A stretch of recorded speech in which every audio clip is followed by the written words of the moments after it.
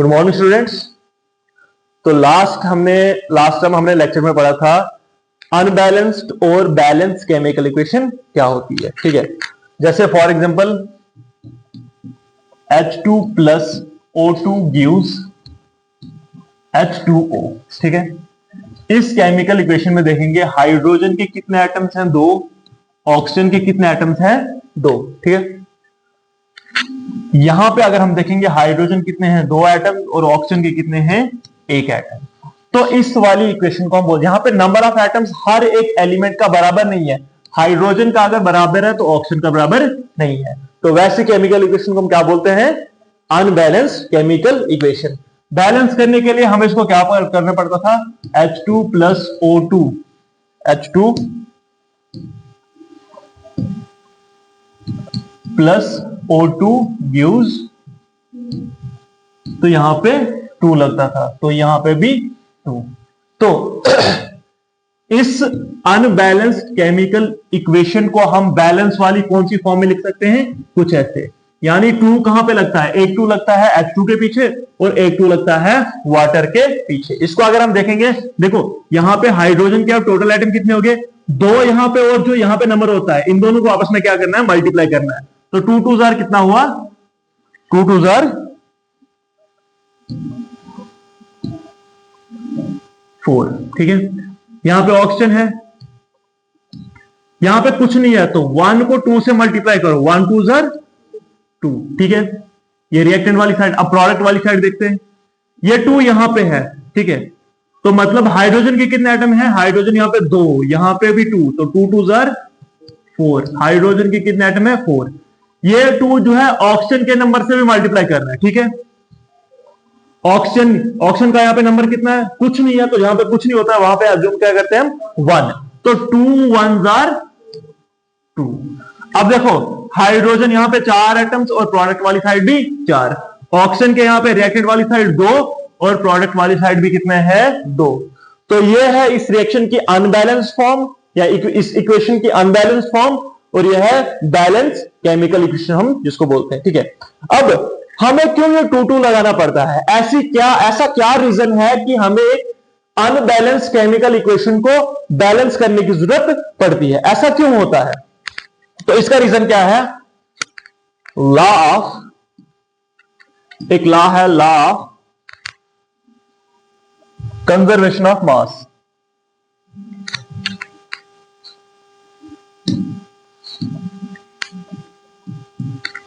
इसका रीजन क्या है, लॉ ऑफ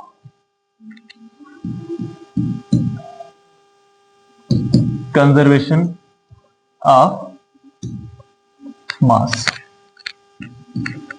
अब law of conservation of mass क्या कहता है, ठीक है, हमने 9th में पढ़ा होगा, law of conservation of mass कहता है mass can neither be created nor be destroyed. हम लॉ को लिखते हैं जरा, mass can neither be created nor be destroyed. आगे क्या है, but can be converted from, but can be converted from one form to an other form. मतलब दुनिया के किसी भी एटम को, मास मतलब एटम का भी मास होता है कुछ, तो सिंपल समझो आप, हम दुनिया की किसी भी छोटी से छोटी चीज को ना बना सकते हैं ना टोटल उसको खत्म कर सकते हैं। ठीक है, हम सिर्फ उसको एक शक्ल से दूसरी शक्ल में कन्वर्ट करते हैं। इसका मतलब जो हम चीजें जलाते हैं वो खत्म नहीं होती हैं, वो क्या होती हैं, उसकी,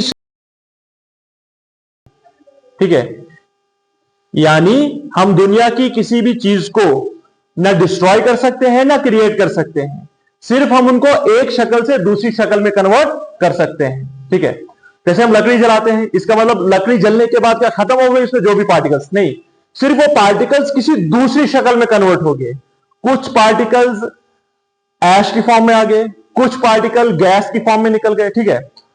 तो यही कहता है law, mass can neither be created nor be destroyed but can be converted from one form to another form. दुनिया के किसी भी एटम को, किसी भी पार्टिकल को, किसी भी मास के छोटे से छोटे टुकड़े को ना हम बना सकते हैं ना हम डिस्ट्रॉय कर सकते हैं, सिर्फ हम उनको एक शक्ल से दूसरी शक्ल में कन्वर्ट कर सकते हैं, ठीक है। तो अब देखो, इसी लॉ को अप्लाई यहां पे करते हैं। हमने यहां पे क्या क्या लिया था, हाइड्रोजन और ऑक्सीजन, दोनों किस फॉर्म में होती है, गैसियस फॉर्म में नेचर में, लेकिन इनको कंबाइन करके हमने क्या बनाया, वाटर का मॉलिक्यूल। यानी हमने दो चीजों को कंबाइन करके एक नई चीज कन्वर्ट कर दी, दो चीजों को कंबाइन करके एक नई चीज में कन्वर्ट कर दी। तो यहां पे यही कहता है can be converted from one form to another form. इस फॉर्म से हमने इसको किस में लाया, वाटर की फॉर्म में। वाटर एक अलग चीज है, ऑक्सीजन हाइड्रोजन एक अलग चीज है। लेकिन ऊपर क्या कहता है, mass can neither be created, mass को हम ना बना सकते हैं ना डिस्ट्रॉय कर सकते हैं। तो इसका मतलब अगर हाइड्रोजन के हमने यहां पे दो पार्टिकल लिए हैं, सॉरी दो एटम लिए हैं, तो प्रोडक्ट वाली साइड भी कितने होने चाहिए, उतने ही, दो ही है। लेकिन यहां पे देखो जरा ऑक्सीजन के केस में, ऑक्सीजन के केस में कितने एटम्स लिए हमने ऑक्सीजन के, दो, लेकिन आगे कितने बने, एक, यानी एक गायब हो गया, खत्म हो गया, डिस्ट्रॉय हो गया। तो इस लॉ के हिसाब से पॉसिबल नहीं है, हम दुनिया के किसी भी एटम को ना खत्म कर सकते हैं ना डिस्ट्रॉय कर सकते हैं। इसका मतलब यहां पे अगर दो थे, यहां पे भी कितने होने चाहिए, दो ही होने चाहिए, तीन भी नहीं हो सकते, क्योंकि हम क्रिएट भी नहीं कर सकते हैं। तो जितने यहां पे होंगे एटम्स उतने ही यहां पे होने चाहिए। तो इसी वजह से हम क्या करते हैं, एक अनबैलेंस केमिकल इक्वेशन को बैलेंस फॉर्म में लिखते हैं। उस वक्त हमें पता चलता है कि एक टोटल केमिकल रिएक्शन में एक्चुअल में हाइड्रोजन के यहां पे सिर्फ दो एटम नहीं कंबाइन हो रहे थे, हाइड्रोजन के टोटल एटम एक केमिकल रिएक्शन में कितने कंबाइन होते हैं, चार, और बनते भी कितने हैं, टोटल चार। ऑक्सीजन के कितने एटम्स कंबाइन होते हैं, दो, और टोटल बनते भी कितने हैं, दो। तो यही रीजन है कि हमें एक अनबैलेंस केमिकल इक्वेशन को बैलेंस करने की जरूरत पड़ती है, क्योंकि लॉ हमारे पास कहता है mass can neither be created nor be destroyed. मतलब रिएक्टेंट का टोटल मास जो होगा वो किसके बराबर होना चाहिए, प्रोडक्ट के बराबर। यहां हम देखेंगे तो यहां जब मास निकालते हैं यहां पूरा बराबर नहीं होगा, क्योंकि अगर दो एटम है तो इनका मास ज्यादा होगा, ऑक्सीजन का यहां पे एक एटम मतलब मास कम होगा। तो मतलब इस लॉ के हिसाब से total mass of reactant should be equal to total mass of product. Total mass of reactants should be equal to total mass of product।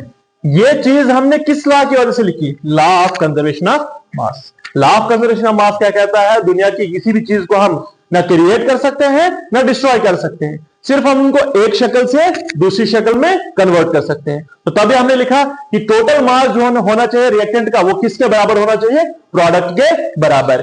क्यों, because of law of conservation of mass. तो अगर हम statement लिखे इसका कि why should we need to balance and unbalance chemical equation, यानी हमें एक अनबैलेंस केमिकल इक्वेशन को बैलेंस करने की जरूरत क्यों पड़ती है, बिकॉज ऑफ, आंसर क्या आएगा, law of conservation of mass. क्या कहता है law of conservation of mass, mass can neither be created nor be destroyed but can be converted from one form to another form. Mass को हम ना create कर सकते हैं ना डिस्ट्रॉय कर सकते हैं, सिर्फ हम उनको एक शक्ल से दूसरी शक्ल में कन्वर्ट कर सकते हैं। तो इसी लॉ के बेस पे हमने स्टेटमेंट लिखा कि इस लॉ के हिसाब से total mass of reactant should be equal to total mass of product, क्योंकि थोड़ा सा भी मास हम खत्म नहीं कर सकते हैं ना हम मास को बढ़ा सकते हैं। तो total mass of reactant should be equal to total mass of product. अब अगले चैप्टर में, सॉरी अगले लेक्चर में हम ये सीखेंगे कि कैसे हम बैलेंस करते हैं। ये हमने पढ़ा कि क्यों बैलेंस करने की जरूरत पड़ती है, अनबैलेंस केमिकल इक्वेशन को बैलेंस करने की जरूरत क्यों पड़ती है। अब हम ये देखेंगे अगले लेक्चर में कि हम कैसे एक अनबैलेंस केमिकल इक्वेशन को बैलेंस करते हैं, क्यों हमने यहां पे 2 लगाया, कैसे लगाया, यहां पे 2 क्यों लगाया, यहां पे कोई चीज क्यों नहीं लगी। तो सारा कुछ कहां पे हमने कौन सा डिजिट लगाना है, तो अगले लेक्चर में हम सीखेंगे। Till then thank you, bye bye.